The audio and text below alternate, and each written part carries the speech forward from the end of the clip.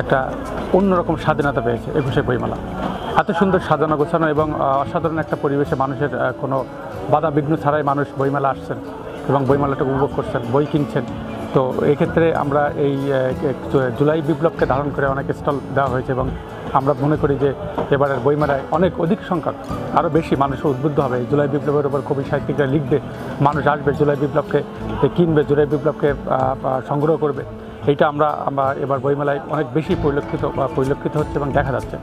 অনেক স্টলে দেখা যাচ্ছে যে কবি সাহিত্যিকদের যেন এই জুলাই বিপ্লব কেন্দ্রিক লেখার একটা হিড়িক পড়ে গেছে। এটাই আমরা চেয়েছিলাম এবং এটাই হোক মানুষের আগামী দিনের প্রত্যাশা। এবং 100% স্কলারশিপে চীনে উচ্চশিক্ষা। বিস্তারিত জানতে এখনই কল করুন 01781876187। 2 নম্বর একটা জিনিস থাকে, সেটা হলো যে সাহিত্যিকদের ভিতরে যে একটা প্রবণতা লক্ষ্য করা যেত। একটা সময় আমরা দেখতাম যে সাহিত্যিক একটা গণ্ডির ভিতরে থেকে লেখালেখির যে চর্চা, সেই চর্চা থেকে বেরিয়ে এসে অনেকটা মুক্তভাবে সাহিত্য চর্চা করতে পারছে, মুক্তভাবে লিখতে পারছে তার নিজের মনের মতো করে। তো এই জায়গাটা একটা অসাধারণ, আমাদের এটাও একটা বিপ্লবের ক্রেডিট হিসেবে আমরা দেখি এবং আমরা মনে করি যে সাহিত্য এরকমই হবে এবং সেই জায়গা থেকে সাহিত্য এগিয়ে যাবে। সাহিত্যিকরা সেই লেখাকে তাদের মনে প্রাণে ধারণ করবে এবং সেটাকে প্রকাশ করবে।